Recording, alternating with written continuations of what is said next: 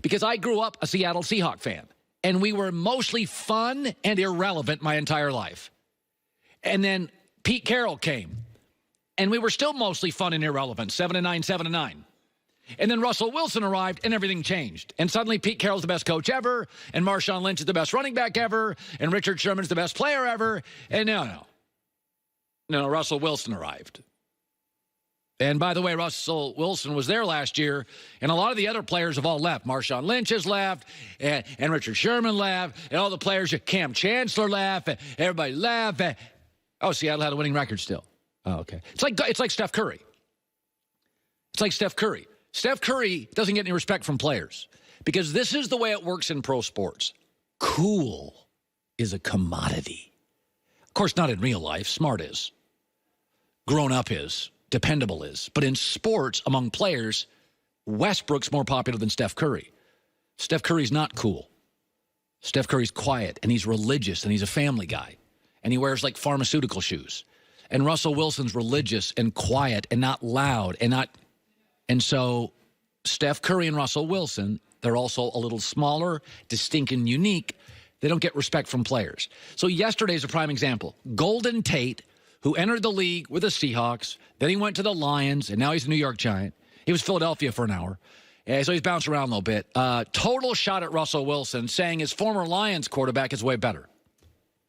To me, as of now, where I am today, I think Stafford's been the best quarterback I've played with over his career. If you put him in another organization, maybe things are different. I don't know, because I've played with some guys over my years that I've won playoff games with that I don't think are as good. That's funny. That would be Russell Wilson. If you put Matt Stafford in a different organization, no, that's not the way it works, Golden. That's not a golden take. This is not a debate. It's a hill you're going to die on alone. Okay? Let me tell you how it works. When you're great, you make the organization. Carson Palmer made the Bengals get to the playoffs. Andy Dalton can't. Same organization. Seattle had all sorts of quarterbacks who could play. Russell Wilson won a Super Bowl. This idea, well, it's the Lions. By the way, the Packers were dog meat before Brett Favre got there. They were 25 years of a nothing burger, and Brett Favre got there and made the organization. What were the Colts before Peyton Manning? Don't give me this whole, well, I mean, if you put Stafford over, well, what were the Seahawks before Russell Wilson? A bunch of nothing. I was there. This is not a debate who's better. It's a shot at Russell Wilson. Let's look at some numbers. You know, data and stuff. Passer rating, not close, Wilson.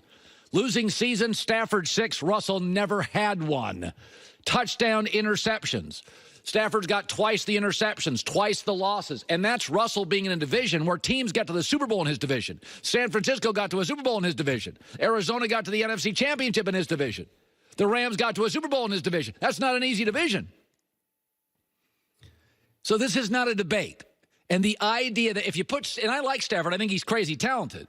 But if you put Stafford in a better organization, no. What were the Packers for 25 years before Brett Favre got there?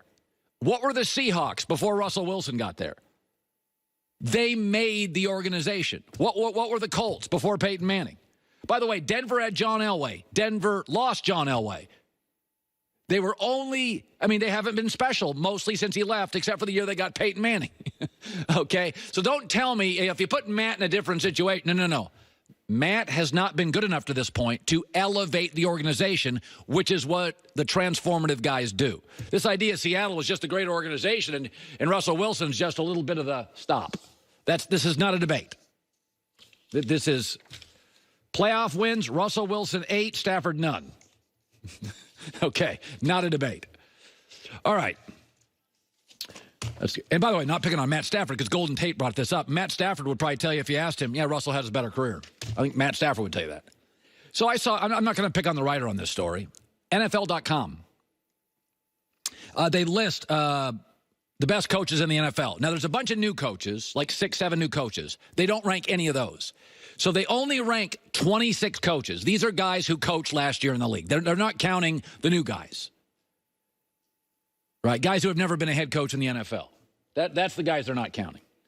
So they list the 26 coaches in order in the NFL. And most of the stuff at the top, we all know who it is. Belichick, Sean Payton, Andy Reid, Pete Carroll, Sean McVay, Harbaugh, Anthony Lynn, Tomlin.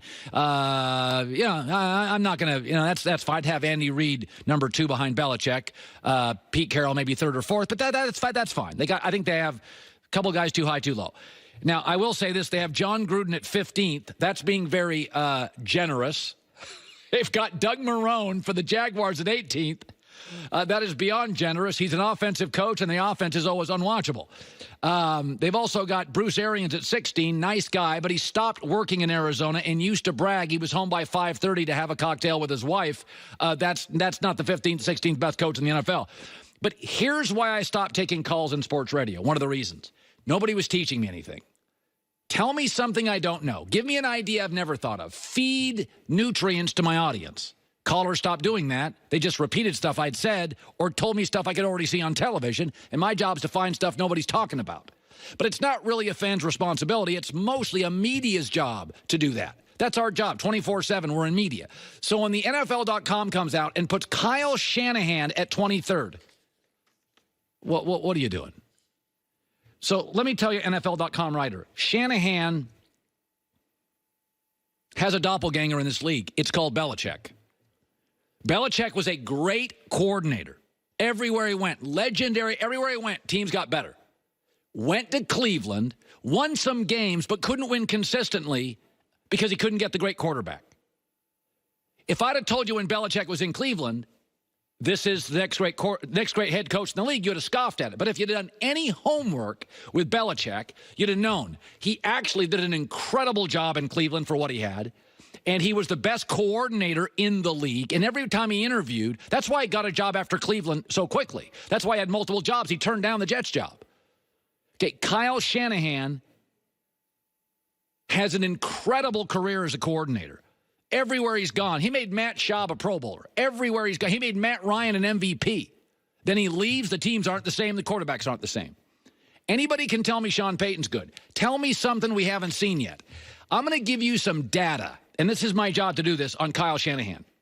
So since he's been in San Francisco, here's the quarterback attempts. C.J. Beathard's thrown 400 balls. Nick Mullins, 275. Brian Hoyer, 205. Jimmy G, only 267. Those are the quarterbacks he's dealt with. The team health has been 29 and 23rd, meaning his teams can't stay healthy. The schedule, the 7th toughest and the 15th toughest. In a division with Seattle and the Rams, both really good. Kyle Shanahan, when he has had Jimmy Garoppolo, a legitimate franchise quarterback, is 6-2. That's 6-2 as he's rebuild with a tougher-than-average schedule, with a team that can't stay healthy, and a bad defense, which you can't blame him for that because he's not drafting the players. Their secondary's atrocious. So if you look at him when he's actually had a quarterback that's considered a franchise quarterback, 400 yards a game, 93 passer rating, they win by over a field goal, 27 points a game, 6-2. This is Belichick before he got a franchise quarterback. I know Andy Reid can coach. I know Sean Payton can coach. I know Pete Carroll can coach. I know Bill Belichick's great. Anybody can say that. Find me stuff, because Shanahan, if you do a little digging, to put him 23rd in the league is absurd. My contention, in 2 years, you'll put him in the top 6. And I've said this before, McVay's got the high cheekbones and is way better with the media. So we all love Sean McVay, and I like him too. I think Shanahan is a better coach. Not by a ton, because I think McVay's great. But McVay is very friendly with the media, very handsome, ton of energy. It's the Los Angeles market, and McVay's just, and he's good. McVay's really, really good. But you watch that Super Bowl. That was a coaching clinic. The best Rams coach was Wade Phillips, not Sean McVay. McVay was the 3rd best coach in that football game. Shanahan is a great coach, but you have to dig a little. Team's not healthy. Schedule's brutal. Doesn't have a quarterback. Rebuilding. How bad was this team when he took them over? How bad were the Niners? Just wait. Just wait.